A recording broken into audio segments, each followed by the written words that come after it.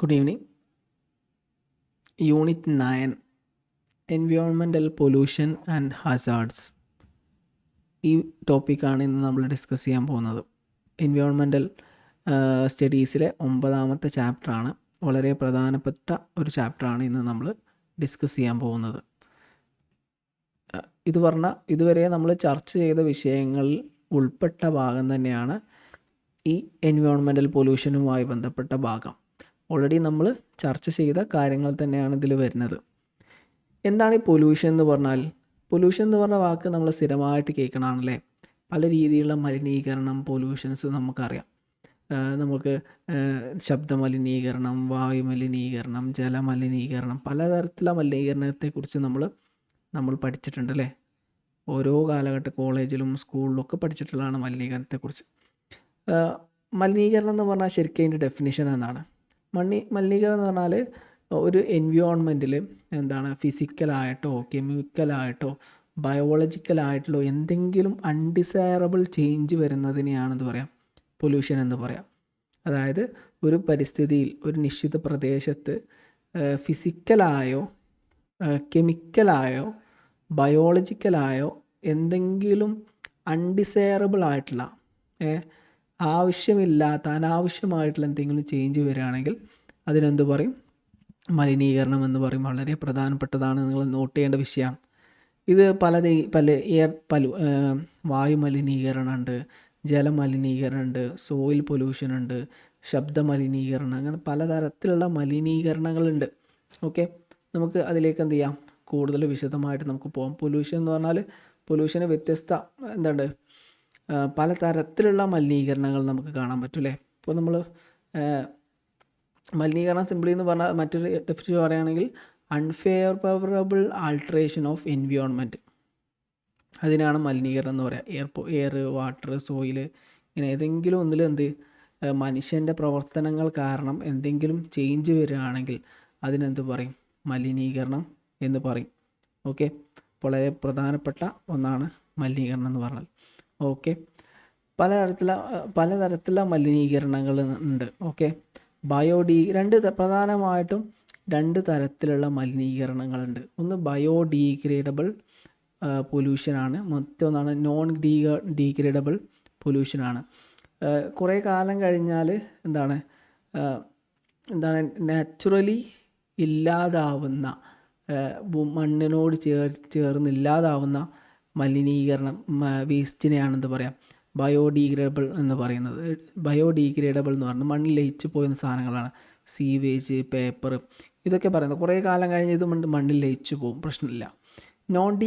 Non biodegradable എന്ന് പറഞ്ഞാൽ ഒരിക്കലും മണ്ണിൽ ലയിക്കാത്ത സാധനങ്ങളാണ്. Plastics, heavy metals, nuclear waste, ഇങ്ങനെ കുറേ സാധനങ്ങളുണ്ട്. ഇതൊരിക്കലും എന്ത് ചെയ്യില്ല, മണ്ണിൽ ലയിച്ചു പോവില്ല. അത്തരം മാലിന്യങ്ങളാണെന്ന് പറയാം നോൺ ബയോഡീഗ്രേഡബിൾ മാലിന്യങ്ങൾ എന്ന് പറയാം. പിന്നെ മറ്റൊന്നുണ്ട് പെർസിസ്റ്റൻ്റ് ഓർഗാനിക് പൊല്യൂട്ടൻ എന്ന് പറഞ്ഞിട്ട്. ബയോ അക്യുമുലേറ്റീവ് ഫുഡ് ചെയിൻസ്, പലതരത്തിലുള്ള ഫാക്ടറികളിൽ നിന്നും മറ്റൊക്കെ പുറന്തള്ളുന്ന വേസ്റ്റ്, അതുപോലെ തന്നെ കെമിക്കൽ, ന്യൂക്ലിയർ വേസ്റ്റ്, ഇതൊക്കെ bio accumulative food persistent organic പൊല്യൂഷനിൽ വരുന്നതാണ്. ഇവിടെ നമ്മൾ രണ്ട് കാര്യങ്ങൾ കൺസിഡർ ചെയ്യണം. എങ്ങനെ നമുക്ക് മലിനീകരണം എന്ന് പറഞ്ഞാൽ, മലിനീകരണത്തിന് പ്രധാനപ്പെട്ട കാരണം ഇൻഡസ്ട്രിയലൈസേഷനാണ്. ഓക്കെ, വ്യവസായവൽക്കരണത്തിന് ശേഷം ധാരാളം വ്യവസായങ്ങൾ വളർന്നു വരുന്നുണ്ട്. മേഖലയുടെ വളർച്ച കാരണം ഒരുപാട് ഓവർ കൺസംഷൻ ഉണ്ടായിട്ടുണ്ട്. അതിൻ്റെ ഭാഗമായിട്ട് പലതരത്തിലുള്ള എനർജി ആവശ്യമാണ്. എനർജിക്ക് വേണ്ടിയിട്ട് ധാരാളം സാധനങ്ങൾ കത്തിക്കുന്നുണ്ട്. കോള് കത്തിക്കുന്നുണ്ട്, ഓയിൽ പ്രൊഡക്ഷൻ ഉണ്ട്, ഫെർട്ടിലൈസറിൻ്റെ ഉപയോഗമുണ്ട്. ഇതൊക്കെ എന്തിന് കാരണമായി? മലിനീകരണത്തിന് കാരണമായി. ഇതൊരു കണക്ക് നമുക്ക് എടുക്കുകയാണെങ്കിൽ 1950കളിൽ കോളിൻ്റെ യൂസ്, കൽക്കരിയുടെ യൂസ് 884 മില്യൺ ടണ്ണായിരുന്നു. അത് 1995 ആയപ്പോഴേക്കും 2083 ടണ്ണായി മാറി. ഓയിൽ പ്രൊഡക്ഷൻ നമുക്ക് നോക്കാം. 1950 വെറും 518 മില്യൺ ടണ്ണായിരുന്നത് എത്ര ഇരട്ടിയായി മാറി? ഓക്കെ, 2953 മില്യൺ ടണ്ണായി മാറി. ഫെർട്ടിലൈസറിൻ്റെ യൂസ് നമുക്ക് 14 മില്യൺ ടണ്ണിൽ നിന്ന് 124 മില്യൺ ടണ്ണിലേക്ക് മാറി. അപ്പോൾ കൺസംഷൻ കൂടി, മനുഷ്യൻ്റെ ഉപഭോഗം കൂടി. അതെന്തിന് കാരണമായി? പൊല്യൂഷന് കാരണമായി. നമുക്ക് പ്രധാനമായിട്ടും എന്തുണ്ട്, 2 തരത്തിലുള്ള പൊല്യൂഷൻ ഉണ്ട് നമുക്ക് നോക്കാം. ഒന്ന് ഇൻഡോർ പൊല്യൂഷനാണ്. ഇൻഡോർ പൊല്യൂഷൻ എന്ന് പറഞ്ഞാൽ നമ്മൾ വീട്ടിൻ്റെ ഉള്ളിലുള്ള പലതരത്തിലുള്ള പൊല്യൂഷൻ, നമുക്ക് സ്മോക്കിങ് കാരണം, ബിൽഡിംഗ് മെറ്റീരിയൽസ്, കുക്കിംഗ് ഫ്യൂവൽ, ഇങ്ങനെയുള്ള പല സാധനങ്ങൾ കാരണം ഉണ്ടാകുന്ന പൊല്യൂഷനാണെന്ന് പറയാം ഇൻഡോർ പൊല്യൂഷൻ എന്ന് പറയാം. ഔട്ട്ഡോർ അതിൽ വരുന്ന കുറേ സാധനങ്ങളാണിത്. ഔട്ട്ഡോർ പൊല്യൂഷൻ എന്ന് പറഞ്ഞാൽ പ്രധാനമായിട്ടും പുറമേയുള്ള ഫാക്ടറിയിൽ നിന്നുള്ള പുക, ഓട്ടോമൊബൈൽ ഇൻഡസ്ട്രീസിൽ നിന്ന് പുക, ഫോസിൽ ഫ്യൂവൽ, ഇങ്ങനെയുള്ള ഭാഗത്തു നിന്ന് വരുന്ന മലിനീകരണങ്ങൾക്കാണ് എന്ത് പറയാം, ഔട്ട്ഡോർ പൊല്യൂഷൻ എന്ന് പറയാം. അപ്പോൾ ഇൻഡോർ പൊല്യൂഷനും ഉണ്ട്, ഔട്ട്ഡോർ പൊല്യൂഷനും ഉണ്ട്. വീടിൻ്റെ ഉള്ളിൽ നിന്നും, അതായത് ബിൽഡിങ്ങുകൾ, വീടുകൾ, ഇവയുടെ ഉള്ളിൽ നിന്നും പൊല്യൂഷൻ നടക്കുന്നുണ്ട്. അതുപോലെ പുറത്തുനിന്ന് എന്താണ് എൻവയോൺമെൻറ്റൽ പൊല്യൂഷൻസും ഉണ്ട്. അപ്പോൾ 2 തരത്തിലുള്ള പൊല്യൂഷൻസും നമുക്ക് എന്ത് ചെയ്യാൻ പറ്റും, കാണാൻ പറ്റും.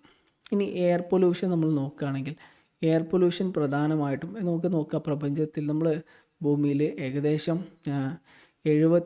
നമ്മൾ എയറിൽ ഏകദേശം 78% നൈട്രജനും 21% ഓക്സിജനുമാണ് ഉള്ളത്. അതാണ് നോർമൽ. ഇതിൽ എന്തെങ്കിലും ഏറ്റക്കുറച്ചിൽ സംഭവിക്കുകയാണെങ്കിൽ യഥാർത്ഥത്തിൽ എന്ത് സംഭവിക്കുന്നുണ്ട്, അതിൻ്റെ എയർ പൊല്യൂഷൻ ഉണ്ടാവും എന്ന് പറയാം. ഓക്കെ, നോർമൽ എയർ ഇതാണ്. 78% നൈട്രജനും 21% ഓക്സിജനും. മറ്റു മൂലകങ്ങളുണ്ട് കേട്ടോ ഇതിൽ ഏറ്റക്കുറച്ചിൽ, മെയിനായിട്ട് ഇതിൽ ഏറ്റക്കുറച്ചിൽ സംഭവിച്ചു കഴിഞ്ഞാൽ എന്ത് സംഭവിക്കും, എയർ പൊല്യൂഷൻ സംഭവിക്കും. നാച്ചുറലി നമുക്ക് പല നാച്ചുറലും ആയിട്ടുള്ള പല ഇപ്പോൾ നമ്മൾ എന്താണ് പൊല്യൂഷൻസ്, ഫാക്ടറിയിൽ നിന്നുള്ള പുക, അതുപോലെ വോൾക്കാനിക് ഇറപ്ഷൻ കാരണം ഇങ്ങനെയൊക്കെ എന്ത് സംഭവിക്കും, വാഹനങ്ങളിൽ നിന്നുള്ള പുക, ഇതൊക്കെ എന്തിന് കാരണമാവും, പൊല്യൂഷൻ ഉണ്ടാക്കാൻ കാരണമാവുന്നുണ്ട്. Okay, pollutions, primary air pollution പ്രധാനമായിട്ടും 2 ഒന്നാണെന്ത്, പ്രൈമറി പൊല്യൂഷൻസ്. അതിൽ നമുക്ക് നോക്കുകയാണെങ്കിൽ sulphur dioxide, good morning, good evening, sulphur dioxide, അതുപോലെ തന്നെ കാർബൺ മോണോക്സൈഡ്, അതുപോലെ തന്നെ ബേണിംഗ് ഫ്യൂവൽ, ഇതൊക്കെ എന്തിൽ വരുന്നതാണ്, പ്രൈമറി പൊല്യൂറ്റൻറ്റിൽ വന്നതാണ്. ഓക്കെ, അപ്പോൾ വായു മലിനീകരണം പ്രധാനമായിട്ടും പ്രൈമറി പൊല്യൂറ്റൻറ്റ്, അതുപോലെ തന്നെ സെക്കൻഡറി പൊല്യൂഷൻ, ഇങ്ങനെ 2 രീതിയിലുണ്ട്. സെക്കൻഡറി പൊല്യൂഷനിൽ പ്രധാനപ്പെട്ട കെമിക്കൽസ് പറയുന്നത് സൾഫ്യൂരിക് ആസിഡാണ്. ഓക്കെ, അതുപോലെ തന്നെ ഓസോണ്, ഇതൊക്കെ എന്തിലൂടെ ഉണ്ടാവുന്നതാണ്. അതുപോലെ പാൻ, ഇതൊക്കെ സെക്കൻഡറി പൊല്യൂറ്റൻറ്റിൽ വരുന്ന പൊല്യൂഷനാണ്. ഇത് 2 എന്ത് സംഭവിക്കുന്നുണ്ട്, എയർ പൊല്യൂഷൻ സംഭവിക്കുന്നുണ്ട്. അപ്പോൾ അന്തരീക്ഷത്തിലെ മാലിന്യങ്ങൾ പല രീതിയിൽ സംഭവിക്കും. നമ്മൾ നേരത്തെ പറഞ്ഞല്ലോ, പൊല്യൂഷൻ കാരണം വായു മലിനമാവുന്നുണ്ട്. പൊല്യൂഷൻ എങ്ങനെയാണ് ഉണ്ടാവുന്നത്, അന്തരീക്ഷത്തിൽ പുക, ഓസോൺ പാളിയിൽ ഉണ്ടാവുന്ന വിള്ളൽ കാരണം എന്ത് സംഭവിക്കുന്നുണ്ട്, ഈ അമിതമായ ചൂട് ഭൂമിയിലേക്ക് വരുന്നു. അതിൻ്റെ ഭാഗമായിട്ട് ചൂട് കാരണം കെമിക്കൽ ചേഞ്ചസ് വരുന്നുണ്ട്, അതിലൂടെ ഉണ്ടാകുന്നുണ്ട്. പിന്നെ വോൾക്കാനിക് എറപ്ഷൻ കാരണം ഉണ്ടാകുന്നുണ്ട്. പിന്നെ നമ്മൾ നേരത്തെ പറഞ്ഞു ഫാക്ടറിയിൽ നിന്നുള്ള പുക, വാഹനത്തിൽ നിന്നുള്ള പുക, ഇതൊക്കെ എന്തിന് കാരണമാകുന്നുണ്ട്, എയർ പൊല്യൂഷൻ, വായു മലിനീകരണത്തിന് കാരണമാകുന്നുണ്ട്. ഇത് കാരണം എന്തെല്ലാം സംഭവിക്കേണ്ടത്, യഥാർത്ഥത്തിൽ നമുക്ക് ഭൂമിയിൽ എന്ത് സംഭവിക്കുക, ആസിഡ് റെയിനെ കുറിച്ച് നമ്മൾ തൊട്ട് മുകളിൽ പറഞ്ഞല്ലോ അല്ലേ. ഇത്തരം അന്തരീക്ഷത്തിൽ മാലിന്യങ്ങൾ ഉണ്ടാവുന്നത് കാരണം ആസിഡ് റെയിൻ ഉണ്ടാവുന്നുണ്ട്. ഓക്കെ, ആസിഡ് റെയിൻ ഉണ്ടാവുന്നുണ്ട്. ഇപ്പോൾ നമ്മൾ ഈ ചിത്രം നോക്കുകയാണെങ്കിൽ പെട്ടെന്ന് മനസ്സിലാവും. ഈ അന്തരീക്ഷത്തിൽ നമ്മൾ പറഞ്ഞ പോലെ വായു, പലതരത്തിലുള്ള കെമിക്കൽസ്, ഫാക്ടറിയിൽ നിന്നൊക്കെ കെമിക്കൽസ് അന്തരീക്ഷത്തിലേക്ക് പോകുന്നു. ഇതെന്ത് ചെയ്യും, അന്തരീക്ഷത്തിൽ കെട്ടിക്കിടക്കുന്നു.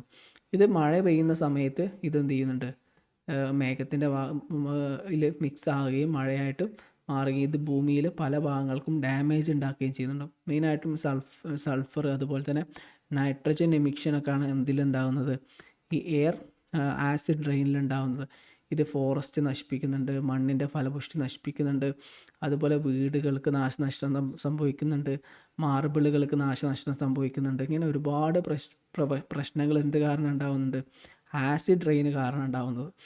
അതുപോലെ നമ്മൾ നേരത്തെ പറഞ്ഞ പോലെ ഓസോൺ പാളിയിലുള്ള വിള്ളൽ കാരണം എന്ത് ചെയ്യുന്നുണ്ട്? അന്തരീക്ഷത്തിലെ ചൂട് കൂടുന്നു. ഈ ചൂട് കൂടുന്നത് കാരണം എന്ത് ചെയ്യുന്നുണ്ട്? ഈ കൂൾ എയറും ഒരു പ്രതിഭാസമാണ്. കൂൾ എയറും 2 കോൾഡ് എയറിൻ്റെ ഇടയിൽ വാം എയർ, ചൂടുള്ള എയർ ട്രാപ്പ് ആവുകയാണ് ചെയ്യുന്നത്. ഇത് ഒരു അന്തരീക്ഷത്തിൽ മാലിന്യങ്ങൾ ഈ പ്രദേശത്ത് കെട്ടിക്കിടക്കാൻ കാരണമാവുന്നുണ്ട്. ഒരു ലെയർ ഉണ്ടാവുന്നു. ചൂടുള്ള എയറും തണുത്ത എയറും തമ്മിൽ ഒരു വിടവുണ്ടാവുകയും ഈ വിടവ് എന്തിന് കാരണമാവും? ഇവിടെ ഒരു പൊല്യൂഷൻ മാലിന്യങ്ങൾ ഇവിടെ കെട്ടിക്കിടക്കാൻ കാരണമാവുകയും ചെയ്യുന്നുണ്ട്. ഇതെന്തിന് കാരണമാവുന്നുണ്ട്? ഈ അന്തരീക്ഷത്തിലെ മാലിന്യങ്ങൾ കുന്നുകൂടാനും പലതരത്തിലുള്ള വേസ്റ്റുകൾ പിന്നീട് മഴ പെയ്യുന്ന സമയത്ത് ഭൂമിയിൽ പതിക്കാനും കാരണമാവുന്നുണ്ട്. ഇപ്പം നമുക്ക് ഉദാഹരണമായിട്ട് ഭോപ്പാൽ ഗ്യാസ് ട്രാജഡിയെക്കുറിച്ച് നമ്മൾ പഠിച്ചിട്ടുണ്ടല്ലേ? നമ്മൾ 10ാം ക്ലാസ്സിലും +2 പഠിച്ചിട്ടുള്ള ടോപ്പിക്കാണെന്ത്? Bhopal gas tragedy. ഇന്നും അവിടെ ജീവിക്കുന്ന ആളുകൾക്ക് പലതരത്തിലുള്ള വൈകല്യങ്ങളും സംഭവിക്കുന്നുണ്ട്. 1984 ഡിസംബർ 2 ഭോപ്പാൽ ദുരന്തം ഉണ്ടായത്. നമുക്കറിയാം, യൂണിയൻ കാർബൈഡ് എന്ന് പറഞ്ഞ ഫാക്ടറിയിൽ ഭോപ്പാൽ നടന്ന ഗ്യാസ് ലീക്കേജാണ് യഥാർത്ഥത്തിൽ എന്ത് കാരണം ഉണ്ടായത്? ഭോപ്പാൽ ദുരന്തം ഉണ്ടായത്. അതൊരു പെസ്റ്റിസൈഡ് ഉണ്ടാക്കുന്ന ഒരു പ്ലാനറ്റായിരുന്നു. അവിടെ ഏകദേശം 40 ടണ്ണോളം ടോക്സിക് ഗ്യാസ് അവിടെ ഉണ്ടായിരുന്നു. ഈ ടോക്സിക് ഗ്യാസ് വെള്ളവുമായി മിക്സ് ചെയ്യുന്ന സമയത്ത് ചില കെമിക്കൽ റിയാക്ഷൻ ഉണ്ടാവുകയും ഈ കെമിക്കൽ റിയാക്ഷൻ കാരണം ഈ എമിഷൻ ഉണ്ടാവുകയും ചെയ്തു. ഈ എമിഷനിൽ ഓൺ ദ സ്പോട്ടിൽ തന്നെ ഏകദേശം ഔദ്യോഗിക കണക്ക് പ്രകാരം 2500ഓളം ആളുകൾ മരണപ്പെട്ടു. 100,000-ഓളം ആളുകൾ സീരിയസ്ലി ഇഞ്ചേർഡായി. ഇത് മാത്രമല്ല, ഇന്നും അവിടെ ജനിക്കുന്ന, നമ്മൾ നേരത്തെ പറഞ്ഞല്ലോ, അവിടെ ജനിക്കുന്ന ആളുകളുടെ കൈകാലുകൾക്കും കണ്ണുകൾക്കും പലതരത്തിലുള്ള രോഗങ്ങളും കാഴ്ചക്കുറവും ഒക്കെ ഇന്നും സംഭവിക്കുന്നുണ്ട്. എന്തുകൊണ്ടാണ്? ഈ മലിനീകരണം, ഈ മാലിന്യം ട്രാജഡി കാരണമാണ്. അപ്പോൾ ഇത് വളരെ പ്രധാനപ്പെട്ടൊരു ദുരന്തമാണ്, കേസ് സ്റ്റഡിയാണ്. നിങ്ങൾ ഇതിനെക്കുറിച്ച് കൂടുതലായിട്ട് എന്ത് ചെയ്യുക? ഒന്ന് അനലൈസ് ചെയ്യുക കേട്ടോ. അപ്പോൾ അത് വിട്ടുപോകരുത്, അനലൈസ് ചെയ്യണം, പഠിക്കണം. അതിൻ്റെ നോട്ട്സ് ഞാൻ പ്രൊവൈഡ് ചെയ്യാം.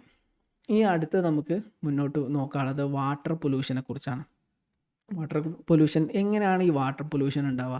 നമുക്കറിയാം, പ്രധാനമായിട്ടും വാട്ടർ പൊല്യൂഷൻ ഉണ്ടാകുന്ന 2 രീതിയിലാണ്. ഒന്ന് അഗ്രികൾച്ചർ കൃഷിയിലൂടെയും വ്യവസായത്തിലൂടെയും. കൃഷിക്ക് വേണ്ടി നമ്മൾ എന്ത് ചെയ്യും? പലതരത്തിലുള്ള രാസവളങ്ങളും കീടനാശിനികളൊക്കെ നമ്മൾ ഉപയോഗിക്കൂലേ? ഈ കീടനാശിനികളും വളങ്ങളും ഉപയോഗിക്കുന്ന സമയത്ത് എന്ത് സംഭവിക്കുന്നുണ്ട്? ഈ വളങ്ങളും കീടനാശിനികളും ഭൂമിയിൽ കെട്ടിക്കിടക്കുകയും പിന്നെ ഇത് ജലാശയത്തിലേക്ക് ഒഴുകുകയും ചെയ്യുന്നത് മണ്ണ് മലിനമാവാൻ കാരണമാവുന്നുണ്ട് അല്ലേ? അതേപോലെ തന്നെയാണെന്ത്? ഇൻഡസ്ട്രിയൽ വേസ്റ്റ്, വ്യവസായ മേഖലയിൽ നിന്ന് വരുന്ന വേസ്റ്റുകൾ എന്ത് ചെയ്യും? ഇങ്ങനെ നദികളിലേക്ക് പുറന്തള്ളുന്ന ഈ വേസ്റ്റ് നദിയിലുള്ള ജലം മലിനമാവാൻ കാരണമാവുകയും ചെയ്യുന്നുണ്ട് അല്ലേ? പലതരത്തിലുള്ള മാലിന്യങ്ങൾ നമുക്ക് കാണാൻ പറ്റും. ഫിസിക്കൽ മാലിന്യമുണ്ട്, അതുപോലെ ബയോളജിക്കൽ കെമിക്കൽ ചേഞ്ചസ് കാരണം ഉണ്ടാകുന്ന മാലിന്യം. അതിൽ പ്രധാനപ്പെട്ട ഒന്നാണ് ബയോളജിക്കൽ ഏജൻറ്റ്. ബാക്ടീരിയ, വൈറസസ്, പ്രോട്ടോസോൺസ്, ഇതൊക്കെ ഒരു തരത്തിലുള്ള ഒരു മാലിന്യമാണ്. വെള്ളത്തിൻ്റെ വൃത്തി അല്ലെങ്കിൽ വെള്ളത്തിൻ്റെ ശുദ്ധി ഇല്ലാതാക്കുന്ന വേസ്റ്റ് വാട്ടറിലാണ് ഇത്തരം മാലിന്യങ്ങൾ നമുക്ക് കാണാൻ കഴിയുക. അടുത്താണ് chemical agent, organic agents, heavy metals, അതുപോലെ തന്നെ പെസ്റ്റിസൈഡ്, ഓയിൽ, ഇതൊക്കെ നമുക്ക് ഇൻഡസ്ട്രിയിൽ നിന്നും വ്യവസായ മേഖലയിൽ നിന്നും വരുന്ന വെള്ളത്തിൽ നമുക്കിത് കാണാൻ പറ്റും. പിന്നെ ഫിസിക്കൽ ഏജൻറ്റ് നമ്മൾ ഇപ്പോൾ തെർമൽ പൊല്യൂഷൻ. ഇപ്പോൾ നമുക്കറിയാം, അമിതമായിട്ട് ഇപ്പോൾ നമുക്ക് തെർമൽ പവർ പ്ലാന്റുകളിൽ നിന്നൊക്കെ വരുന്ന വെള്ളം കാരണം എന്ത് സംഭവിക്കും? ചൂടുള്ള വെള്ളത്തിൽ ഉണ്ടാവുന്ന വെള്ളം ചൂടാവുകയും ഇത് എന്തിന് കാരണമാവുന്നുണ്ട്? വെള്ളം വേസ്റ്റ് ആവാൻ കാരണമാവുന്നുണ്ട്. അതുപോലെ റേഡിയോ ആക്റ്റീവ് വികിരണങ്ങൾ, യുറേനിയം പ്രോസസ്സിൻ്റെ ഭാഗമായിട്ടുണ്ടാകുന്ന റിസർച്ച് ലാബുകളിലും ഉണ്ടാകുന്ന യുറേനിയം പ്രോസസ്സിൻ്റെ ഭാഗമായിട്ടുണ്ടാകുന്ന കെമിക്കൽ റിയാക്ഷനും അതുമായി ബന്ധപ്പെട്ട വെള്ളവും എന്തിന് കാരണമാകുന്നുണ്ട്? വെള്ളം ജലമലിനീകരണത്തിന് കാരണമാകുന്നുണ്ട്. ഇത്തരം വെള്ളം ചീത്ത വെള്ളം കടലിലേക്കും സമുദ്രത്തിലേക്കൊക്കെ പോകുന്ന സമയത്ത് എന്ത് സംഭവിക്കുന്നുണ്ട്? മറൈൻ ജീവജാലങ്ങൾ നശിച്ചു പോകുന്നുണ്ട്, ഇല്ലാതാവുന്നുണ്ട്. പക്ഷികൾ, മൃഗങ്ങൾ, മത്സ്യം തിന്ന് ജീവിക്കുന്ന ജീവികൾ, കരയിലും കരയിൽ മത്സ്യം ഉപയോഗിക്കുന്ന ജീവികളൊക്കെ എന്ത് ചെയ്യുന്നുണ്ട്? കൊക്ക് പോലുള്ള ജീവികളൊക്കെ എന്ത് ചെയ്യുന്നുണ്ട്? ഇവയെ ബാധിക്കുന്നുണ്ട് അല്ലേ? പലതരത്തിലുള്ള, ഏകദേശം നമുക്ക് പറയുകയാണെങ്കിൽ ഇപ്പോൾ നമ്മൾ തെർമൽ പൊല്യൂഷൻ, ഇപ്പോൾ നമ്മൾ നേരത്തെ പറഞ്ഞല്ലോ, ഇപ്പോൾ തെർമൽ പവർ പ്ലാന്റ് ഉണ്ട്. നമുക്കറിയാം, വെള്ളം ചൂടാക്കിയിട്ട് ആ ചൂടാക്കിയ വെള്ളം കൊണ്ട് ടർബൈൻ കറക്കിയിട്ട് വൈദ്യുതി ഉണ്ടാക്കുന്ന ഒരു സാധനമാണ് തെർമൽ പവർ പ്ലാന്റ് എന്ന് പറഞ്ഞാൽ. ഈ തെർമൽ പവർ പ്ലാന്റിലുള്ള ഹീറ്റ് വാട്ടർ ജലാശയത്തിലേക്ക് തള്ളുന്ന സമയത്ത് പലതരത്തിലുള്ള ജീവജാലങ്ങൾ എന്ത് ചെയ്യുന്നുണ്ട്? നശിച്ചു പോകാനും കോറൽ റീഫ്സൊക്കെ നശിച്ചു പോകാൻ കാരണമാവുന്നുണ്ട് നമ്മൾ നേരത്തെ പറഞ്ഞു അല്ലേ? അപ്പോൾ അതുപോലെ തന്നെ പിന്നെ പറയുകയാണെങ്കിൽ നമുക്കെന്താണ്, ഒരു ഏകദേശം 210 മില്യൺ ഗാലൺ ഓയിൽ എന്ത് ചെയ്യുന്നുണ്ട്? വെള്ളത്തിലേക്ക് തള്ളുന്നുണ്ട്. Plastic waste തള്ളുന്നുണ്ട്. ഇതൊക്കെ എന്തിന് കാരണമാകുന്നുണ്ട്? വെള്ളത്തിൽ മാലിന്യങ്ങൾ എന്താവാൻ എന്ത് ചെയ്യുന്നുണ്ട്? കാരണമാവുന്നുണ്ട്. അടുത്ത് നമുക്ക് സോയിൽ പൊല്യൂഷനിലേക്ക് പോവാം. സോയിൽ പൊല്യൂഷൻ വളരെ പ്രധാനപ്പെട്ട മറ്റൊരു പൊല്യൂഷനാണ്. മണ്ണ് എങ്ങനെയാണ് മലിനാവുന്നത്? ഒരുപാട് രീതിയിൽ മണ്ണ് മലിനാവുന്നുണ്ട് അല്ലേ? എങ്ങനെയൊക്കെയാണ്? കൃഷിയിലൂടെ മണ്ണ് മലിനാവുന്നുണ്ട്. നമ്മൾ കൃഷിക്ക് വേണ്ടിയിട്ട് രാസവളങ്ങളും കീടനാശിനികളും ഉപയോഗിക്കുന്നുണ്ട് അല്ലേ? ഈ രാസവളങ്ങളും കീടനാശിനികളും അതുപോലെ തന്നെ കുറേ കാലം നിലനിൽക്കുന്നുണ്ട്. അത് മനുഷ്യർക്കും ജീവജാലങ്ങൾക്കും ഒക്കെ എന്താണ്? കേടാണ്. അതുപോലെ മരങ്ങൾ വെട്ടി നശിപ്പിക്കുക, അതുപോലെ കൃഷിക്ക് വേണ്ടിയിട്ട് അമിതമായി കൃഷി ചെയ്യുക, അപ്പോൾ അതിന് മണ്ണിൻ്റെ ഫലഭൂഷ്ടി നഷ്ടപ്പെടും. ഇങ്ങനെ കുറേ കാര്യങ്ങൾ എന്തിന് സംഭവിക്കുന്നുണ്ട്? മണ്ണ് മലിനമാവാൻ കാരണമാവുന്നുണ്ട് അല്ലേ? ഈ മണ്ണെന്നുണ്ട് പരമാവധി നമ്മൾ വെള്ളത്തിൻ്റെ അമിതമായ ഉപയോഗം എന്തിന് കാരണമാവുന്നുണ്ട്? മണ്ണ് മലിനമാവാൻ കാരണമാവുന്നുണ്ട്. മണ്ണൊലിപ്പ് കാരണം മണ്ണ് മലിനമാവാൻ സാധ്യതയുണ്ട്. അങ്ങനെ പല രീതിയിൽ എന്ത് സംഭവിക്കുന്നുണ്ട്? മണ്ണ് മലിനമായി മാറുന്നുണ്ട്. ഓക്കെ, ഇപ്പോൾ പല ജീവജാലങ്ങളും എന്ത് ചെയ്യുന്നുണ്ട്? ഇപ്പോൾ മണ്ണ് മലിനമായി കഴിഞ്ഞാൽ മണ്ണിലുള്ള ജീവജാലങ്ങൾ എന്ത് ചെയ്യുന്നുണ്ട്? ഈ മാലിന്യം ഉണ്ടാവുന്നു. മത്സ്യങ്ങളും മൃഗങ്ങളിലൊക്കെ മാലിന്യം ഉണ്ടാവുന്നുണ്ട്. ഈ പോയിസൺ എന്ത് ചെയ്യുന്നുണ്ട്? മനുഷ്യരിലേക്ക് വരെ എത്തുന്നുണ്ട്. ഈ പോയിസൺ ആദ്യം ചെറിയ ജീവജാലങ്ങളിലേക്ക് പോവും. അത് മത്സ്യങ്ങളിലേക്കും പക്ഷികളിലേക്കും പോവും. അതെന്തിലേക്ക് പോകുന്നുണ്ട്? മനുഷ്യൻ അത് കഴിക്കുകയും മനുഷ്യൻ്റെ ശരീരത്തിൻ്റെ ഭാഗമായി മാറുകയും ചെയ്യുന്നുണ്ട്. അതുപോലെ ഇനി മറ്റൊരു പൊല്യൂഷനിലേക്ക് നമുക്ക് പോകാം. അതാണെന്ത്? Noise pollution. ശബ്ദം ഒരു മാലിന്യമാണ് ശരിക്കും.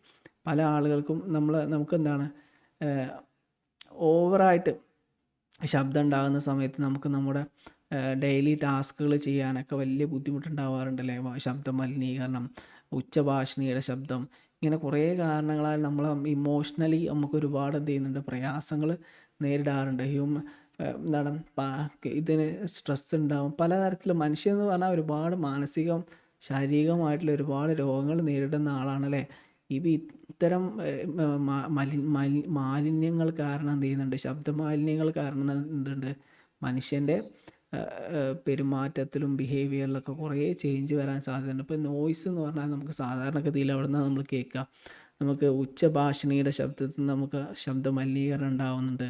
വാഹനങ്ങളുടെ ശബ്ദം, ഇങ്ങനെ ഫാക്ടറിയിൽ നിന്നുണ്ടാവുന്ന പലതരത്തിലുള്ള സൈറണുകൾ, ഇതൊക്കെ എന്തിന് കാരണമാവുന്നുണ്ട്? യഥാർത്ഥത്തിൽ ശബ്ദ മലിനീകരണം ഉണ്ടാവാൻ കാരണമാവുന്നുണ്ട്. ഇതിന് എന്ത് സംഭവിക്കും? നമ്മൾ ചെവിയിൽ തകരാറ് സംഭവിക്കുന്നുണ്ട്. പലതരത്തിലുള്ള കെമിക്കൽ റിയാക്ഷൻസും കാരണം നമ്മുടെ ചെവിയിലും ഹൃദയത്തിലും ഒരുപാട് ബുദ്ധിമുട്ടുണ്ടാകുന്നുണ്ട്. അതുപോലെ മാനസികമായിട്ട് നമുക്ക് ഒരുപാട് രോഗങ്ങൾ എന്ത് കാരണം ഉണ്ടാകുന്നുണ്ട്? ശബ്ദ മലിനീകരണം ഉണ്ടാകുന്ന അഗ്രസീവ് ബിഹേവിയർ, ആങ്സൈറ്റി, ഇൻസോംനിയ തുടങ്ങിയ രോഗങ്ങൾ എന്ത് കാരണം ഉണ്ടാവാറുണ്ട്?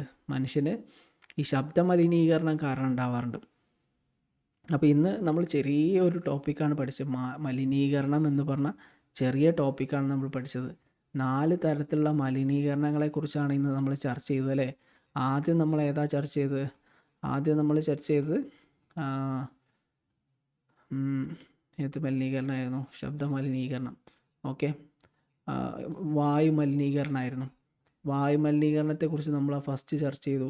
പിന്നെ എന്താണ് എയർ പൊല്യൂഷൻ എന്ന് പറഞ്ഞു. Air pollution. പിന്നെ അതിന് ശേഷം നമ്മൾ അടുത്തത് എന്ത് പറഞ്ഞാണ്, രണ്ടാമത് നമ്മൾ പറഞ്ഞത് വാട്ടർ പൊല്യൂഷൻ പറഞ്ഞു. വാട്ടർ പൊല്യൂഷന് ശേഷം നമ്മൾ പിന്നെ എന്ത് പറഞ്ഞു, പിന്നെ നമ്മൾ അടുത്ത് പറഞ്ഞ സോയിൽ പൊല്യൂഷനെ കുറിച്ച് പറഞ്ഞു അല്ലേ. ആ സോയിൽ പൊല്യൂഷൻ എന്താണെന്ന് പറഞ്ഞു. പിന്നെ അതിന് ശേഷം നമ്മൾ പറഞ്ഞത് ശബ്ദ മലിനീകരണത്തെക്കുറിച്ചാണ്. പ്രധാനമായും 4 തരത്തിലുള്ള മലിനീകരണങ്ങളുണ്ട്. ഇത് നിങ്ങൾക്ക് ഓൾറെഡി അറിയുന്ന കാര്യങ്ങളാണ്, വളരെ എളുപ്പമുള്ള ടോപ്പിക്കാണ്. അപ്പോൾ ഇത് ഇത്രയേ ഉള്ളൂ ഇതിൽ പഠിക്കാൻ. ഇതിൽ സാധാരണയായി ചോദിക്കുക എന്താണ് മലിനീകരണം, മലിനീകരണത്തിൻ്റെ കാരണങ്ങൾ എന്തൊക്കെയാണെന്നൊക്കെ ചോദിക്കുമ്പോൾ അതിൽ നമ്മൾ ഓരോന്ന് പറയുന്ന സമയത്തും അതിൻ്റെ വ്യത്യസ്ത കെമിക്കലുകളെക്കുറിച്ചും അതെങ്ങനെയാണ് മലിനീകരണം സംഭവിക്കുന്നത് എന്നതിനെക്കുറിച്ചൊക്കെ നമ്മൾ വിശദമായിട്ട് ചർച്ച ചെയ്തിട്ടുണ്ടായിരുന്നു. അപ്പോൾ ഇന്നത്തെ ക്ലാസ് നമ്മൾ വളരെ ചെറിയൊരു സെഷനാണ്. ഇന്നത്തെ ക്ലാസ് നമ്മൾ വൈൻഡപ്പ് ചെയ്യാണ്. നിങ്ങൾക്ക് എന്തെങ്കിലും സംശയം ഉണ്ടെങ്കിൽ നിങ്ങൾക്ക് എന്ത് ചെയ്യാം, എന്നെ പേഴ്സണലായിട്ട് കോൺടാക്റ്റ് ചെയ്യാം. നോട്ട്സ് അവൈലബിൾ ആണ്, ക്ലാസ് റെക്കോർഡ് അവൈലബിൾ ആണ്, കേൾക്കാം.